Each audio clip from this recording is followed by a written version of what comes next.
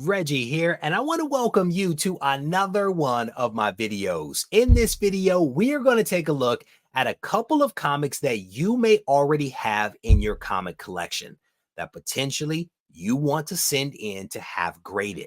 The idea here is that by spending a few dollars on a book that you already own, you can increase the value of that book and thus your collection. Given the economy that we're in right now, a lot of folks are not spending a ton of money to buy new books.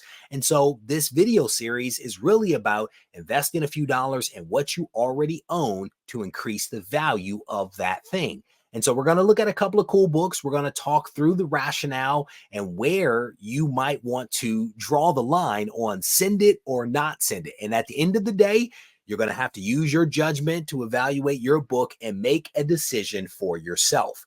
And so for the purpose of this analysis, we are going to be using an all-in cost of around $70. And that is $70 for the acquisition of the comic.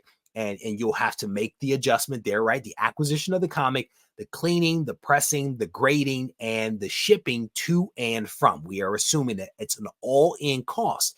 You'll have to make the adjustment based upon the grading company that you go with, the value of your book, how you ship it, the services that you need, all of that good stuff. But for this analysis, to keep it simple, I'm assuming an all-in cost of around $70. And the first book that we are going to look at is the book that you see on screen right now. It is Iron Man and Submariner issue number 1. This is a great one-shot. Absolutely love this story. It predates both Iron Man 1 and also Submariner 1, two books that I also own. I own all three, and I think all three of them are great, but this one is just a special book in my mind. But this book is from 1968.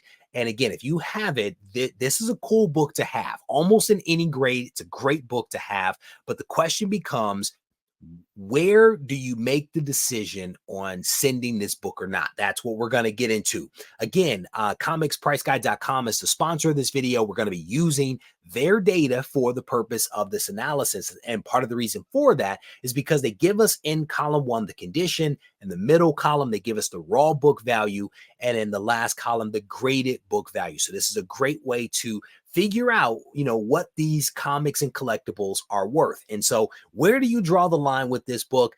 As you go down the list here and you look at the last column of the graded book, you can figure it out. At least I think. And where I would personally draw the line would be here at the 4.5. This is very good plus. And the raw value for this book is $88.50. The graded value for that same 4.5 is $148. And so the question is why? Why would I draw the line there? Part of the reason why I draw the line at the 4.5 is that the census count gets a little low at the 4.0.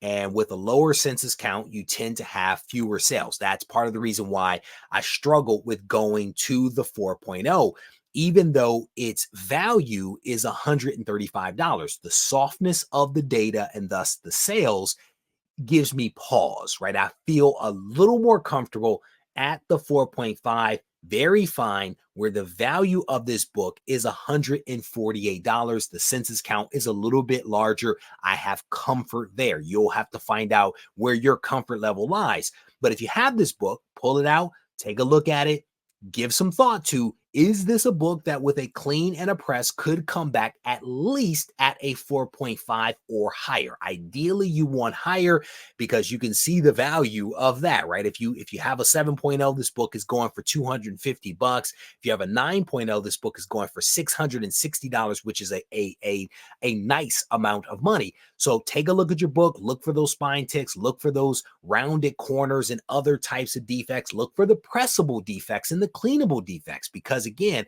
with a good clean and a press, you might actually be able to get a solid grade. And for those folks that are wondering, because there have been some people that have asked this question, generally speaking, you would never press a book without also having that book cleaned. And so if you are sending it in to CBCS or CGC, they are first going to clean that book before they press that book. That is just part of the service that is offered. Iron Man and Submariner issue number 1. If you have it, great book. Let's just say you fall below that 4.5, put that book in a Mylar, put it in a poly. It is perfectly fine in those types of materials. You do not have to grade everything. But again, this video is all about enhancing the value of one's collection through the grading process. So the 4.5 is where I would draw the line at that one. All right. So let's go ahead and take a look at another book. This one is a modern book. This one is a modern book that I've been searching for in the 100K collection for a while, and I know that it's not there yet. I still continue to look. This is Batman issue number 6 from 2012. This is volume 2 of Batman. It is the first appearance of the Court of Owls. And I absolutely love this creepy cover, right? It's October, so it felt appropriate to pull in this creepy cover from Greg Capullo. But it's an awesome one, and the story is also solid. And so as you start to look at the data, again, middle column is your raw comic book values, and your graded are in the far right. With this book, if I had a copy of it, I would probably draw the line with this one at the 9.6. The near mint plus is where I would draw the line. And again, we are assuming an all-in cost of around $70.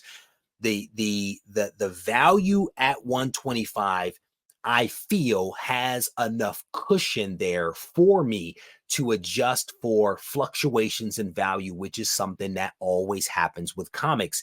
If you were to go for the 9.4, $85 doesn't really allow for that fluctuation, right? We know that there is typically a value cliff between the 9.8 and the 9.6, especially when you're talking about modern books.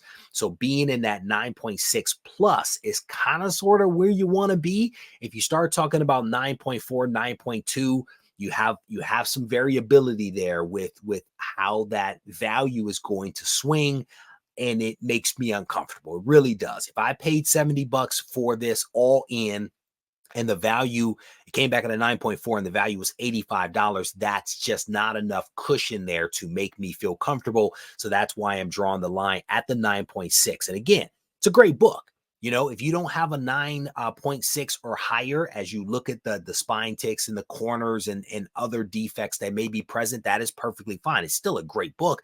Put it in a poly or Mylar and enjoy that book for years to come. Not everything has to be graded. And I say that repeatedly because it is an important thing for people to remember. All right.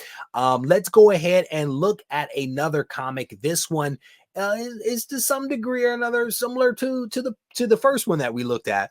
This is Iron Man issue number 1, the first appearance of Iron Man in his own title, also from 1968. This is a cool book. It's a cool book, not a great cover, in my opinion. And that's my opinion. I do not think that this one is a great cover in any way, shape, or form. But it's a cool book. It's a cool story. All right. So as we look at this one, if you happen to have a 9.9, I want to be your friend, or I'm a 9.9 or a 9.8. I mean, both of those are crazy values for this book. But the question is, where would you draw the line? Where would you draw the line on sending it or not sending it? This one is super easy. It is super easy, in my opinion, similar to the Batman 6 was super easy, but in a different way.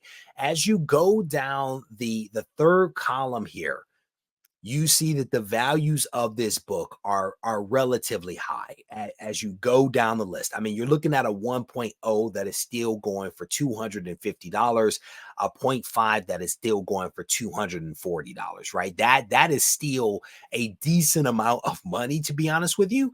So with this one, if you happen to have it in the collection, it's almost like any grade is okay to actually send in to be graded, just because the values are there. The census, I think, is still sort of high even at these lower grades, but there is enough value, enough cushion there to accommodate. Iron Man is still a popular character, and this book is still a solid book almost in any grade. You do have to give some consideration, of course, to, you know, how low do you go, right? How low do you go when you send it in? That's something that you have to think about. I think my copy of this book is like a 6.0. I want to say that that's what kind of comes to mind as a 6.0 or 6.5 or something like that. But everyone has different thresholds for their collection. So even though you do have some value here down at a 0.5, do you want to send in that 0.5 to be graded? That is a question that only you can answer. So, over the course of this video, what I've tried to do is to look at a couple of different books. I think in this one, more older books than newer books, which might be a little bit different. But there is a range here and some things for you to consider, some things that you should think about.